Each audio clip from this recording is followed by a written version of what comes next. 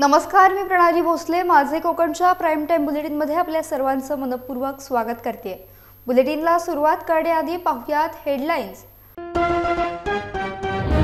खेड पोलिसांची अतिक्रमणांवर धडक कारवाई. मुंबई गोवा महामार्गावरील अडथळे हटवले. 15हून अधिक खोक्यांवर चालवला बुलडोझर. चिपळूणमधील टेरव येथील जल जीवन मिशन योजनेत अफरातफर झाल्याचा आरोप. उद्धव बाळासाहेब ठाकरे गटाचे तालुका प्रमुख संदीप सावंत यांचं उपोषण. ठाकरे गटाच्या आमदारांना नोटीस, हा कोर्टाचा अवमान. भास्कर जाधव यांचा आक्षेप. तर वेळ वाढवून देण्याची मागणी, हा शिंदे गटाचा वेळकाढूपणा. दिवा सावंतवाडी एक्सप्रेसला जोडले जादा डबे. वाढीव वातानुकूलित डब्यातून करता येणार प्रवास. आणि आयुष्मान भव मोहिमेचा पेण तालुक्यात शुभारंभ. पाहुयात सविस्तर वृत्त. मुंबई गोवा महामार्गावरील रत्नागिरी जिल्ह्यातल्या खेडमधील भरणे नाका या ठिकाणी उड्डाणपुलाच्या खालील भागात अनधिकृतरित्या अतिक्रमण करून उभारलेल्या खोक्यांवर आज खेड पोलिसांकडून बुलडोझर चालवण्यात आलाय. जवळपास 15हून अधिक अनधिकृत खोकी पोलिसांनी हटवून धडक कारवाई केली आहे. शनिवार दिनांक 9 सप्टेंबर रोजी खेडमध्ये पार पडलेल्या शांतता कमिटीच्या बैठकीत अनेक नागरिकांनी भरणे नाका येथील अनधिकृत खोक्यांचे विरोधात तक्रारी केल्या होत्या. उड्डाणपुलाच्या खालील बॉक्सवेलमध्ये मोठ्या प्रमाणात अतिक्रमण झालं असून त्या ठिकाणी दुकानं थाटली गेली आहेत. त्यामुळे वाहतुकीला मोठ्या प्रमाणात अडथळा होत असल्याच्या तक्रारी शांतता कमिटीच्या बैठकीत करण्यात आल्या होत्या. या तक्रारींची दखल घेत जिल्हा पोलीस अधीक्षक धनंजय कुलकर्णी यांच्या आदेशानुसार आज खेड पोलिसांकडून महामार्ग ठेकेदाराच्या मदतीने उड्डाणपुलाखालील अतिक्रमण हटवून उभारण्यात आलेल्या 15हून अधिक अनधिकृत खोक्यांना हटवण्यात आले. यावेळी मोठा पोलीस बंदोबस्त देखील ठेवण्यात आला होता. गणेशोत्सव काही दिवसांवर येऊन ठेपला असून महामार्गावर कोकणात येणाऱ्या लाखो चाकरमान्यांमुळे मोठी गर्दी होऊ शकते. अशावेळी वाहतुकीला अडथळा येऊ नये म्हणून खेड पोलिसांकडून ही धडक कारवाई करण्यात आली असून 15 खोक्यांवरती आज अक्षरशः बुलडोझर फिरवण्यात आलाय. पोलीस अधीक्षक धनंजय कुलकर्णी यांच्या आदेशानुसार खेडचे उपविभागीय पोलीस अधिकारी राजेंद्र मुणगेकर, खेडचे वरिष्ठ पोलीस निरीक्षक नितीन भोयर, पोलीस उपनिरीक्षक सोनावणे, श्री दुधाळे, हिंगे तसेच पोलीस कर्मचारी राहुल खोरे, प्रकाश पवार, अरविंद जमदाडे, कृष्णा बांगर, आरती रेंगे, अश्विनी यादव, सुमित नवघरे, अविनाश टेमकर, तुषार झेंडे यांनी ही कारवाई केली आहे. खेड पोलिसांनी वाहतुकीला अडथळा होऊ नये म्हणून नागरिकांच्या तक्रारीनुसार आज अतिक्रमणाविरोधात भरणे नाका या ठिकाणी राबवलेल्या धडक मोहिमेमुळे नागरिकांमधून समाधान व्यक्त होत आहे. चिपळूण तालुक्यातील टेरव गावातील जल जीवन मिशन योजनेत मोठ्या प्रमाणात अफरातफर झाली आहे. त्यामुळे उद्धव बाळासाहेब ठाकरे गटाचे तालुका प्रमुख संदीप सावंत गेल्या 4 दिवसांपासून आमरण उपोषण करत आहेत. त्यामध्ये आमदार शेखर निकम यांनी मध्यस्थी करण्याचा प्रयत्न केलाय. मात्र जोपर्यंत दोषींवर कारवाई होत नाही तोपर्यंत आमरण उपोषण सुरूच राहणार. एकतर मरण पत्करेन पण उपोषण मागे घेणार नसल्याची भूमिका संदीप सावंत यांनी घेतली आहे. तर दोषींवर कारवाई नक्कीच होईल पण त्याला वेळ जाईल. तोपर्यंत संदीप सावंत यांनी उपोषण मागे घ्यावे असे आमदार शेखर निकम यांनी भूमिका व्यक्त केली आहे. अहवाल दिलेत ते फक्त पत्र दिले आम्हाला, अहवाल दिले म्हणून. त्याच्यावरती अहवालामध्ये काय दिलंय ते काय सांगत नाहीत. म्हणजे त्यांनी सांगायला पाहिजे ना. दुसरं पाणी पुरवठावाले म्हणतात की बाबा ह्याच्यामध्ये कारवाई आम्ही करणार आहोत, ह्याच्यामध्ये अहवाल आलेला आहे. अरे तो अहवाल काय, तो आमचा गोपनीय आहे. मग गोपनीय भ्रष्टाचार, तुमचं हिंमत असेल म्हणा, हिंमत असेल तुम्हाला, जर का भ्रष्टाचार झाला नाही तुम्ही पत्रकार परिषद घ्या आणि सांगा दूध का पाणी. हे गोरगरीब ज्यांना का लढते, हा काय साधासुद्धा अहवाल नाही. आणि आजपर्यंत ग्रामपंचायतीचं असेल, बांधकामचं असेल, तुम्ही साधे कागदपत्र देऊ शकत नाही. या बिचाऱ्यांनी रक्त आटवलं आहे. 14 प्रकरणाचे जे कागदपत्र मागवलेत ते परिपूर्ण कागदपत्र ही गटविकास अधिकारी मॅडम, या भ्रष्टाचाराला खरी कोण सूत्रधार असेल तर ही मॅडम आहे. ही मॅडम सूत्रधार आहे. ती अजिबात गोड बोलते, गरीब दाखवते. तिला बघितल्यानंतर एखाद्याला दया येईल अशा परिस्थितीनं ते नाटक त्यांचं त्या लोकांचं चालू आहे. ज्यावेळी आमरण उपोषणाला सुरुवात संदीप सावंत आणि त्याच्या सहकार्यांनी कोणमधल्या केली त्यावेळी मी त्यांना फोन करून विनंती केली होती की आमरण उपोषण आपण करू नये. या विषयाचा जे काही प्रश्न आहेत ते आपण योग्य प्रकारे प्रशासनाशी बोलवून ते सोडवण्याचा निश्चितपणे प्रयत्न करू. काल देखील मी 2 दिवस नसल्यामुळे काल मी मुंबईतनं आल्या संदीप सावंत आणि त्या सर्व जणांशी भेटलो, त्यांच्याशी सकारात्मक चर्चा केली. त्यांना सर्व गोष्टी समजून सांगितल्या आणि ज्या पद्धतीने सीओचं पत्र हवं होतं ते पत्र देखील त्यांना मी कालच्या काल मिळवून दिलं. जे काही प्रश्न BDOंशी निगडीत होते तेही प्रश्न सोडवण्याबाबतचं त्यांना माहिती देण्याचं मी सांगितलं. त्याप्रमाणे त्यांच्याकडे त्या माहिती देखील घेऊन आल्या होत्या.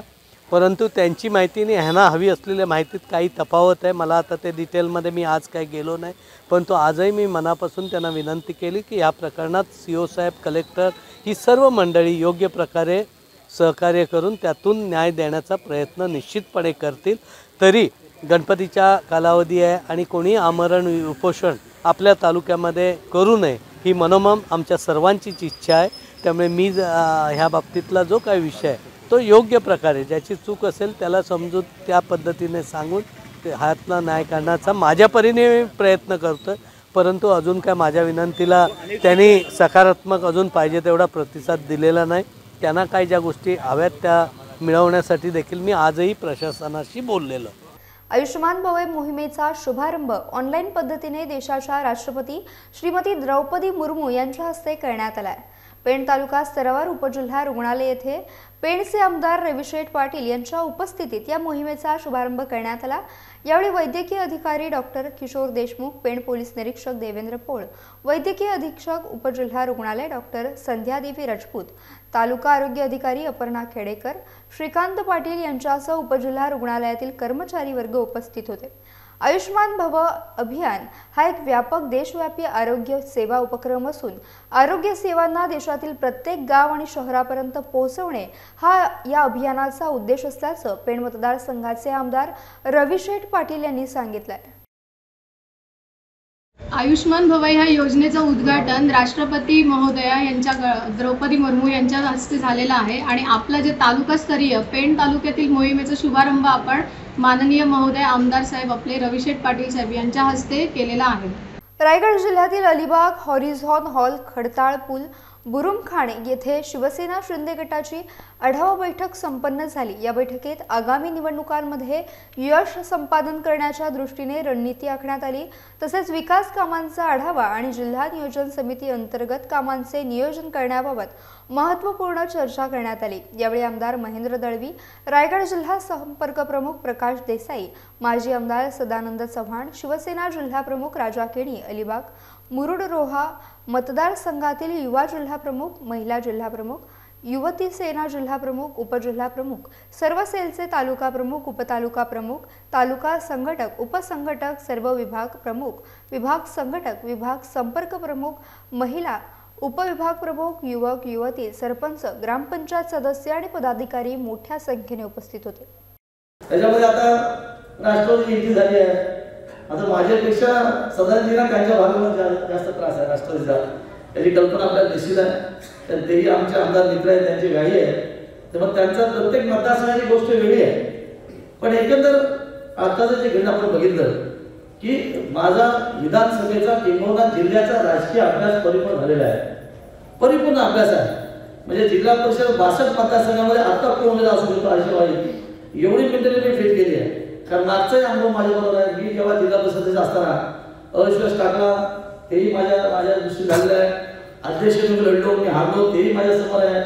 या सगळ्याचा अनुभव मला काहीतरी शिकून गेला आहे. आणि म्हणून आत्ता जे आपले कार्यकर्ते घडले म्हणजे विघ्नेश किंवा त्याची टीम किंवा इतर तुम्ही सगळे घडले, मी एवढा जबाबदारी हलका झालो किंवा माझी जबाबदारीतून मी परिपूर्ण बाहेर गेलो असल्याने की काही झालं मी मतदारसंघात प्रचार केला नाही तरी मी आमदार होईल एवढी माझी माहिती आहे.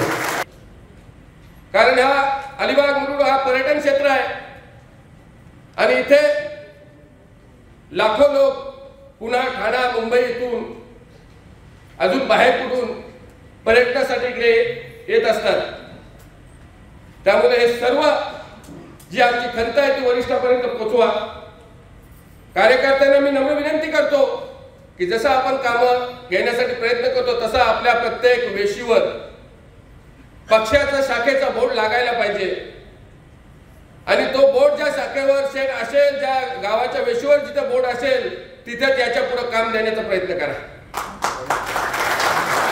कारण जिल्हा प्रमुख तालुका प्रमुखांना सांगतो, तालुका प्रमुख विभाग प्रमुखांना सांगतो उपविभाग प्रमुखांना सांगतो, शाखा प्रमुखांना सांगतो, पण काही कार्यकर्ते असे आहेत की आज देतो नाव शाखा प्रमुखाची, उद्या देतो, आज विघ्नेश साईद किंवा इतर त्याच्या टीमनी प्रत्येक गावामध्ये प्रत्येक विभागामध्ये सर्वांशी कॉन्टॅक्ट करून तालुका प्रमुख आनंदजी गोंडली साहेब यांनी सुद्धा जिल्हा परिषद मतदारसंघावाईज ज्या मीटिंगचा आढावा घेतात. पण मी त्यांना सांगू इच्छितो, तर गणेशोत्सव अवघ्या 4 दिवसांवर येऊन ठेपलेल्या असताना रायगड जिल्ह्यातील तळा बाजारपेठेत शुकशुकाट पसरलेला पाहायला मिळतोय. व्यापारी वर्गात त्यामुळे चिंतेचं वातावरण निर्माण झालंय. दिवसेंदिवस वाढत्या स्थलांतरामुळे तळा बाजारपेठेची अत्यंत दयनीय अवस्था झाली आहे. गणेशोत्सवात मोठ्या प्रमाणात मुंबईकर चाकरमानी गावी येत असल्यानं येथील व्यापाऱ्यांनी आपल्या दुकानात विविध प्रकारचा माल भरपूर प्रमाणात भरून विक्रीसाठी ठेवलाय. मात्र हल्ली कुटुंबाच्या कुटुंब शहरात स्थलांतरित होत असल्यानं बहुतांश नागरिक गणेशोत्सव देखील शहरात साजरे करतात.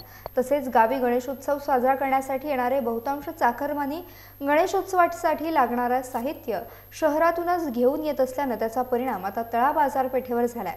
वाढत्या स्थलांतरामुळे नवनवीन व्यवसाय सुरू होणे दूरच, परंतु ते व्यवसाय टिकवणं देखील व्यापाऱ्यांसाठी जिकरीचं बनलंय. अशामध्येच गणेशोत्सव तोंडावर आला असताना बाजारपेठेत शुकशुकाट असल्यानं मालाची विक्री होणार तरी कशी, ही चिंता आता व्यापारी वर्गाला सतावू लागली आहे.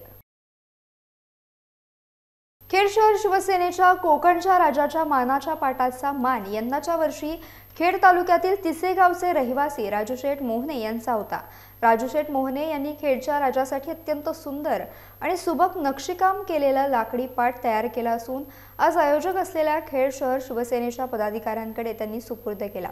यावेळी खेड दापोली मंडणगड विधानसभा मतदारसंघाचे माजी आमदार संजयराव कदम, माजी नगराध्यक्ष नागेश शेठ तोडकरी, शेखर पाटणे, रमेश घटे, दर्शन महाजन, गेरुणकर यांनी मोहने यांचा शाल श्रीफळ देऊन सत्कार केलाय. शिवसेना सार्वजनिक गणपती उत्सवाचा गणपतीचा जो पाठ हा दरवर्षी कोणातरी लाकूड व्यापारी असेल, कोणतरी एखादा देणगीदार अशा पद्धतीने देत आलेले आहेत. या वर्षीचा मान खेडमधील तिशा गावचे सुपुत्र राजूशेठ मोहने यांनी गणपतीचा पाठ कलर करून त्याला डिझाईन करून अतिशय सुंदर देखणा पाठ हा गणपतीकरता दिलेला आहे. आणि म्हणून खेड शहर शिवसेनेच्या वतीनं राजूशेठ मोहने आणि त्यांच्या सगळ्या सहकाऱ्यांचं मनापासून या ठिकाणी आम्ही आभार मानतो. आपल्या सर्वांच्या लाडक्या गणपती बाप्पाचं लवकरच आगमन होणार आहे. या गणेशोत्सवाचा उत्साह लांजा तालुक्यात पाहायला मिळतोय. गणेशोत्सवाच्या पार्श्वभूमीवर लांजा तालुक्यातील बाजारपेठा चांगल्याच सजल्यात. गणरायाच्या आगमनासाठी बाजारपेठा या भाविकांच्या गर्दीने फुलून गेल्यात. गणरायाच्या स्वागताची तयारी आता अंतिम टप्प्यात आली आहे. पूजेसाठी लागणारी फुले आणि हार खरेदी करण्यासाठी भक्तांची बाजारपेठांमध्ये गर्दी पाहायला मिळते. या उत्सवाच्या काळात विक्रेत्यांना चांगला फायदा होत असतो, कारण या काळात मोठ्या प्रमाणात फुलांना तसेच गणपतीच्या आरास करण्यासाठी लागणाऱ्या साहित्यांना मोठी मागणी असते. या गणेशोत्सवाच्या काळात सर्वत्र लांजा बाजारपेठेत उत्साह पाहायला मिळत आहे. बाजारपेठा सजल्यात. विक्रेत्यांसह ग्राहक देखील उत्साही असल्याचं पाहायला मिळतंय. गणपती बाप्पाचं आगमन आहे, आता थोड्याच दिवसात होणार आहे आणि त्यासाठी डेकोरेशनसाठी जे लागणारे मटेरियल आहे, जसं की आर्टिफिशियल फुले, साऊंड सिस्टीम, विद्युत रोषणाईची वेगवेगळ्या प्रकारच्या लाईटिंग माळा, त्याचबरोबर डेकोरेशनसाठी लागणारे फोम हे घेऊन सगळे व्यापारी मार्केटमध्ये सज्ज आहेत विकण्यासाठी आणि त्यासाठी ग्राहकांचे फार उत्सुकता आहे. फार प्रतिसाद मिळतोय आणि गणेशोत्सव दरवर्षीप्रमाणे याही वर्षी तेवढ्याच उत्साहाने साजरा होणार, यात काय दुमत नाही. आणि आम्ही सर्व व्यापारी हे सगळं मटेरियल मुंबई पुण्यासारखं मटेरियल इथेसुद्धा अवेलेबल करून देतो आहे. इथल्या ग्राहकांना वेगवेगळ्या प्रकारचं मटेरियल आहे, रंगीबेरंगी फुलांपासून लड्यांपासून एक टू झेड सगळं मटेरियल अवेलेबल आहे. गणपती बाप्पाचं आगमन आता 4 दिवसात होत आहे. आम्ही व्यापारी सर्व आता या सजावटीच्या साहित्यासाठी तयार आहोत. निरनिराळ्या व्हरायटी, खूप शोभेच्या वस्तू, पडदे, वेगवेगळ्या प्रकारचे नवीन प्रकारचे पडदे, फुलांचं डेकोरेशन, गणपतीचे रुमाल, गौरीसाठी चुंदरी, ओढणी, आता नवीन व्हरायटी गणपतीसाठी टी-शर्ट, भक्तांना अशा नवीन व्हरायटी आम्ही आणलेल्या आहेत. आम्ही तयार कापडी मकर आहे गणपती सजावटीसाठी. हे नवीन प्रकारचे मकर आहेत, फुलांचं मकर आहे. नंतर या ओढण्या आहेत सजावटीसाठीच्या. हे सीन आहेत, सीन कापड आहे. जंगल सिंग, धबधबा सिंग आणि हे तयार मकर पूर्ण गौरी गणपतीसाठी तयार मकर आहे. तरी मोठ्या प्रकारचे पडदे आहेत असे गणपतीसाठी. आता गणेशोत्सवाची चाहूल लागल्यानंतर गणेशोत्सवापूर्वी खेड शहरातील बाजारपेठेत सार्वजनिक ठिकाणी तसेच गल्लोगल्ली बेंगलोरहून आलेल्या लहान लहान ढोलक्यांचे आवाज घुमू लागलेत. या लहान आकाराच्या ढोलक्या लहान लहान बच्चे कंपनीसाठी आकर्षणाचा विषय ठरल्यात. गणेशोत्सवात आरती तसेच भजनावेळी ढोलकीची गरज असते. मोठ्या व्यक्तींसोबतच लहान मुलांना देखील हे वाद्य वाजवण्याचा आनंद काही वेगळाच असतो आणि हा आनंद बच्चे कंपनीला मिळण्यासाठी बेंगलोरहून बनवून आणलेल्या लहान लहान ढोलक्या मोठ्या प्रमाणात विकल्या जात आहेत. सध्या संपूर्ण खेड शहर बाजारपेठेत तसेच शहरातील गल्लोगल्ली बेंगलोर येथील हे ढोलकी विक्रेते ढोलकी विकताना पाहायला मिळत आहेत.